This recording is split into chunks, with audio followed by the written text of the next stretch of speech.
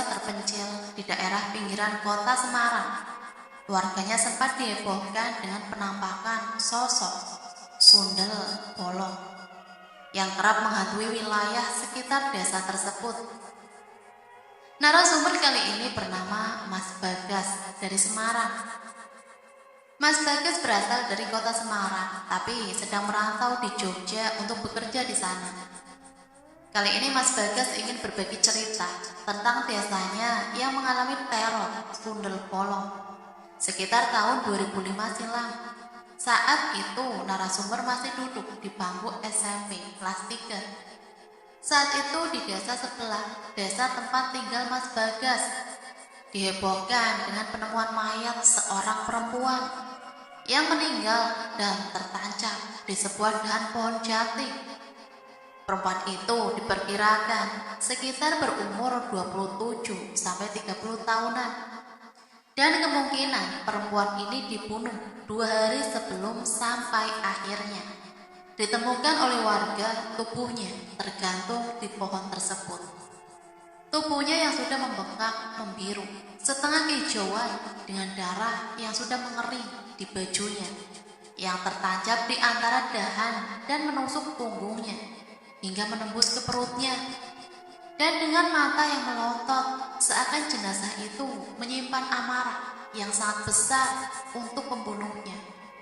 Kala itu Mas Bagas baru pulang dari sekolahannya dan mendapati kerumunan warga yang memadati area hutan jati tempat ditemukannya korban tersebut. Mas Bagas dan beberapa kawannya juga turut melihat kondisi jenazah tersebut. Mas Bagas mengaku jika saat dia mengingat itu, tubuh Mas Bagas seakan jadi membatu lalu merinding full sebadan. Karena sosok itu benar sudah meninggal, tapi seakan dia masih hidup dan siap menyerang siapa saja yang bertemu dengannya.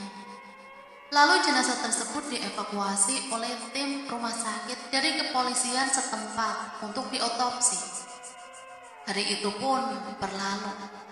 Kurang lebih sekitar 1 atau 2 bulan berlalu sejak ditemukannya jenazah tersebut.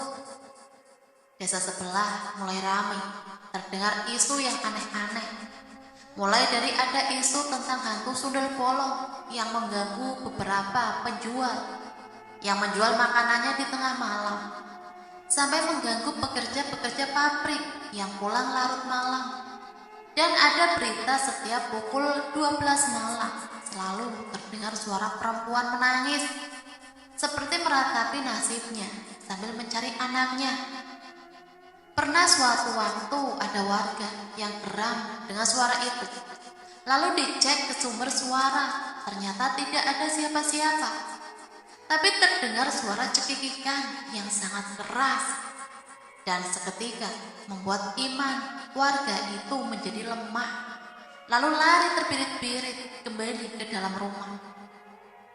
Sejak saat itu warga tidak ada yang berani keluar rumah saat nampak matahari sudah mulai tenggelam atau sudah masuk waktu suruh.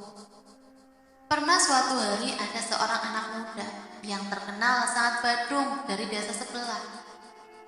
Dia baru pulang dari acara balap liar sekitar pukul 2 dengan kondisi setengah mabuk. Setelah berpisah dengan teman-temannya dan dia mulai memasuki area desanya, dia mengaku tidak merinding sama sekali. Kemungkinan karena efek alkoholnya. Sampai di suatu pertigaan jalan, dia dihadang oleh seseorang perempuan memakai gaun putih lusuh seperti terkena tanah, dengan rambut sepunggung yang tidak terlalu panjang tapi cukup terlihat acak-acakan, dan wajah pucat dengan senyum sangat sinis melihat ke arahnya. Pemuda itu tidak ngeh bahwa sosok itu adalah hantu. Menurut pemuda ini, sosok perempuan itu cantik sekali. Dia kiranya perempuan itu orang gila dan dia merasa tertarik dengan sosok itu. Lalu dengan polosnya, pemuda itu menghentikan motornya dan mulai menggoda perempuan itu. Tiba-tiba saja perempuan itu tertawa yang cukup keras lalu membalikkan badannya sebentar untuk memperlihatkan bentuk punggungnya yang berlubang penuh darah sebelum akhirnya terbang menjauh meninggalkan pemuda itu. Seketika saja dia yang melihat hal itu langsung sadar dan seperti efek alkoholnya sudah hilang, lalu lari lontang-lantung meninggalkan motornya sampai akhirnya dia nyungsep di sawah milik salah satu tetangga dan pingsan di sawah itu. Barulah besok paginya dia disadarkan oleh beberapa petani yang ingin mengerjakan sawahnya. Saat dibangunkan, pemuda itu seperti menggigil dan susah berkata-kata. Menurut berita yang Mas Bagas dengar, katanya pemuda itu hampir tidak keluar rumah sampai berbulan-bulan karena saking takutnya dan menceritakan hal itu ke semua warga sekitar. Sampai pada akhirnya, bukan hanya desa itu yang mendapat teror, melainkan juga desa daerah tempat tinggal Mas Bagas. Tapi sosok itu lebih menyerang anak-anak. Pernah suatu hari sosok itu mendatangi sebuah rumah yang baru saja melahirkan anak bayi. Panggil saja Mbak Nining. Sekitar pukul 1 malam, jendela kamar Mbak Nining itu seperti dilempari batu kecil-kecil dari arah luar. Mbak Nining yang mendengar suara lemparan batu itu sedikit marah karena takut membangunkan bayinya yang sedang tertidur.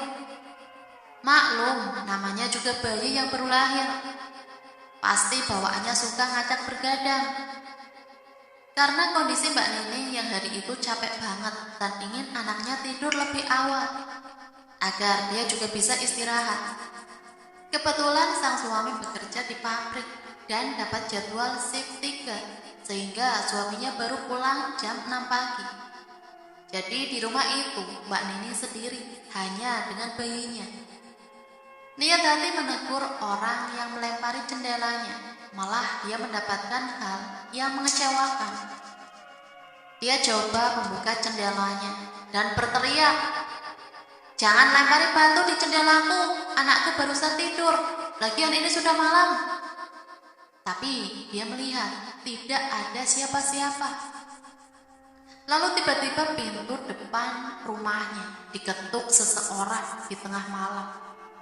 Awalnya Mbak Nining ragu untuk membuka, soalnya ada isu sundel bolong yang beredar, tapi entah kenapa tiba-tiba saja dia memiliki keyakinan untuk membuka pintu itu. Dia langsung mengarah ke depan dengan meninggalkan anaknya yang di kamar, dan dia lupa untuk menutup kembali jendela kamarnya. Saat itu dia memberanikan diri membuka. Ternyata tidak ada apa-apa. Dalam hati dia mengumpat, "Kurang ajar orang iseng, gak tahu ini udah tengah malam apa ya?" Lalu dia kembali ke arah kamarnya. Saat dia membuka pintu kamar, dia seperti mencium aroma busuk seperti bangkai tikus. Sampai dia harus menutup hidungnya karena saking kuatnya aroma itu. Lalu dia melihat jendelanya yang masih terbuka. Pikirannya mungkin ini aroma dari luar, dan dia buru-buru menutup kembali. Pikirnya besok pagi saja dia membersihkan area samping rumahnya. Sesaat setelah dia menutup jendela dan ingin melangkah ke tempat tidur, dia mendapati anaknya sudah tidak ada di dalam kamar. Di tengah malam itu dia kaget dan sempat nge-freeze beberapa menit setelah akhirnya dia berteriak sekencang-kencangnya sampai membangunkan warga, dan akhirnya rumahnya dipadati oleh orang-orang. Dia menceritakan semuanya ke warga dan betapa terkejutnya dia. Sebelum dia sudah ada 3 ibu sebelumnya yang juga kehilangan anaknya, dan sampai sekarang bayinya juga belum ditemukan. Di situ dia merasa lemas, tidak bisa bicara apa-apa, dan dia langsung menghubungi tempat kerja suaminya. Dan tak lama suaminya datang. Lalu dia menangis sejadi-jadinya. Ia menyesal karena tidak menghiraukan dan menganggap remeh mitos yang berkembang saat itu. Bahkan kata Mas Bagas, ketika bayi dan bayi Mbak Nining sampai detik ini hanya satu bayi yang berhasil ditemukan. Yang lain hilang entah gimana. Singkat cerita, karena semakin hari semakin di luar nalar teror yang dialami warga, seorang warga menyarankan untuk meminta bantuan seseorang yang dituahkan di daerah desa Mas Bagas. Beliau bernama Pak Kamto. Setelah warga berembuk dengan beliau, Pak Kamto pun setuju. Saat itu Mas Bagas sudah duduk di bangku SMA kelas 1 dan mau naik kelas 2. Pak Kamto memberi saran untuk diadakan ritual secara adat Jawa untuk membantu arwah yang penasaran tersebut agar tenang di alamnya. Pak Kamto mulai mencari tanggal dan hari yang pas untuk diadakan acara tersebut. Sampai akhirnya diputuskan pada hari Selasa Kliwon di bulan Februari 2007. Narasumber lupa tanggalnya dan hari itu diperkirakan sama dengan hari kematian si perempuan itu. Ditentukan sebagai harinya acara tersebut dan mengajak warga desa sebelah untuk menyudahi teror itu. Pagi harinya sebelum acara itu diadakan, warga dua desa ini memberi isyarat kepada semua orang bahwa dua desa ini sedang duwe gawe atau biasa dibilang sedang ada hajatan. Sehingga orang yang bukan dari desa itu tidak boleh berkunjung dan penduduk desa itu tidak boleh bepergian karena harus mengikuti ritual tersebut. Hari pun mulai berganti malam. Semua persiapan sudah siap dan lokasinya berada di hutan jati persis di bawah pohon ditemukannya mayat perempuan itu. Pak Kamto bilang sebelum pukul 12 malam ritual ini harus sudah berhasil. Karena jika lebih dari jam tersebut semuanya akan sia-sia. Setelah azan Isya berkumandang, mereka segera melakukan ritual yang dipimpin langsung oleh Pak Kamto dan dibantu beberapa muridnya. Kebetulan Pak Kamto ini memiliki sanggar budaya dan sangat menjunjung tinggi budaya adat Kejawen. Tiba-tiba saat Pak Kamto mendendangkan sebuah mocopat Jawa, tiba-tiba ada angin super kencang. Terlihat pohon-pohon jati sekitar situ seperti meliuk-liuk karena saking kencangnya angin itu. Pak Kamto masih terus membaca beberapa mocopat Jawa. Dilanjut dengan sindan-sindannya yang mulai bernyanyi lagu Jawa. Sontak, angin itu tiba-tiba berhenti. Dan sekarang giliran suara-suara bayi yang menangis bersaut-sautan. Para ibu-ibu yang kehilangan bayinya langsung menangis, seperti mengenali suara bayinya masing-masing, tak terkecuali Mbak Nining. Di tengah kefokusan warga dengan suara bayi itu, tiba-tiba Pak Kamto berteriak, "Kesini kamu, jangan kurang ajar. Bilang baik-baik, mau kamu apa? Dan minta tolong kembalikan bayi-bayi yang sudah kamu ambil." Tapi sosok itu hanya tertawa sambil bilang, "Enggak mau." Lalu terbang ke atas pohon sambil cekikikan. Karena Pak Kamto yang merasa ditantang, dia pun mengeluarkan kerisnya. Dan tiba-tiba saja sosok itu menjerit kesakitan. Lalu tubuhnya seperti ditarik Pak Kamto untuk mendekat ke arahnya. Semua warga takut dan sedikit menjauh dari posisi Pak Kamto. Sekarang Pak Kamto sangat dekat dengan sosok tersebut. Pak Kamto seperti menempelkan kerisnya, lalu menyirami sosok itu dengan air bunga yang sudah dia siapkan. Hebatnya, sosok itu seperti diam, terkunci, dan tidak bisa berbuat apa-apa. Sosok itu langsung menangis dan meminta untuk dibebaskan karena dia hanya mencari anaknya. Sosok itu menceritakan kejadian sebelum dia terbunuh.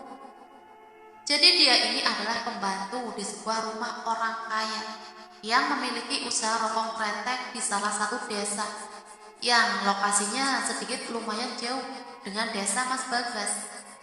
Dia mengaku dihamili oleh juraganya sendiri sampai usia kandungannya 5 bulan. Dan si nyonyanya mulai curiga melihat perutnya membesar. Sampai akhirnya si nyonya tahu jika anak yang dikandungnya adalah hasil suaminya. Dia marah lalu murka. Si nyonya ini menyuruh beberapa orang untuk menghabisinya. Sampai di suatu hari dia dibunuh. Perutnya dipukul kayu oleh beberapa laki-laki suruhan nyonya itu sampai pendarahan. Gak bisa dibayangkan ya gimana sakitnya. Para laki-laki itu terus memukul perutnya sampai tidak ada rasa ampun. Dan karena pukulan itu, dia mengalami pendarahan yang cukup banyak. Sampai dia pun sekarat. Tidak hanya sampai di situ, ada momen satu laki-laki yang ikut memukuli perutnya tadi naik ke atas salah satu dahan pohon jati, seperti sedang menunggu aba-aba. Dan 2 laki-laki yang lain mengangkat tubuhnya yang sudah tidak berdaya, lalu dibopong dengan naik tangga. Dan sadisnya lagi, tubuhnya ditancapkan dengan sangat kuat oleh 3 orang laki-laki tersebut ke salah satu dahan yang ada di pohon jati. Dahannya tidak terlalu tinggi, sehingga seketika dia meregang nyawa di pohon tersebut. Pak Kamto yang mendengar cerita tersebut berspekulasi jika bayi perempuan itu sudah hancur saat dipukuli 3 orang laki-laki tadi. Tapi dia masih belum bisa terima. Akhirnya berbekal pengakuan itu, warga yang merasa kenal dengan pelaku utama akhirnya melaporkan hal itu ke kantor polisi. Dan polisi melakukan penangkapan serta pengejaran kepada semua orang suruhannya. Mereka semua sudah tertangkap di lokasi yang berbeda-beda. Lalu perempuan itu bagaimana? Perempuan itu sudah ditenangkan arwahnya oleh Pak Kamto. Tapi sayangnya di antara bayi-bayi yang hilang, yang dikembalikan hanya 1 bayi. Itu pun dalam kondisi kakinya hilang sebelah. Itu bayi Mbak Ajeng, tetangga Mas Bagas juga. Bahkan anaknya alhamdulillah sehat sampai sekarang. Sedangkan bayi Mbak Nining dan sisanya tidak diketahui posisinya. Mereka juga sudah mengikhlaskan. Tapi sesudah kejadian itu, 5 bulan setelahnya, Mbak Nining dan mbak-mbak yang kehilangan bayinya hamil lagi secara bersamaan. Ajaibnya, saat melahirkan ternyata bayinya mirip, bahkan persis dengan anak mereka yang hilang. Wallahu a'lam. Jadi sosok hantu tersebut bernama Tias. Penulisnya Mas Bagas bingung, pokoknya itu namanya. Usianya 29 tahun dan dia asal Tegal yang merantau ke Semarang untuk menjadi pembantu. Jadi itu tadi cerita yang cukup aneh tapi nyata dari Mas Bagas di Semarang. Untuk Mas Bagas terima kasih banyak. Tapi di sini sepertinya aku ingin mengajak para wanita untuk berani soal kekerasan terhadap perempuan, dan biasanya hal serupa sering terjadi pada para ART. Kalian yang merasa menjadi korban setelah menerima hal tersebut, langsung minta bantuan atau lapor ke kantor polisi agar tidak terjadi hal demikian. Kalian jangan takut, karena kalian juga punya hak untuk dilindungi dari orang-orang bejat seperti itu. Apapun profesi kalian, jika mengalami pelecehan, kita sama-sama punya hak kok dan mendapatkan keadilan. Karena semua perempuan di dunia ini istimewa dan gak bisa kalau harus dibedakan dari jenis golongan profesinya saja. Jadi jangan lagi takut untuk speak up ya, karena diri kalian itu berharga. Dan yang berhak atas diri kalian, ya kalian sendiri. Semangat dalam menjalani harinya, meski ya kita tahu kondisinya sedang tidak baik. Tapi kalian harus tetap semangat. Nah, sampai di sini Mimin pamit undur diri. Mohon maaf apabila ada kesamaan nama maupun tempat kejadian. Itu semua hanyalah kebetulan. Akhirul kalam, wassalamualaikum warahmatullahi wabarakatuh.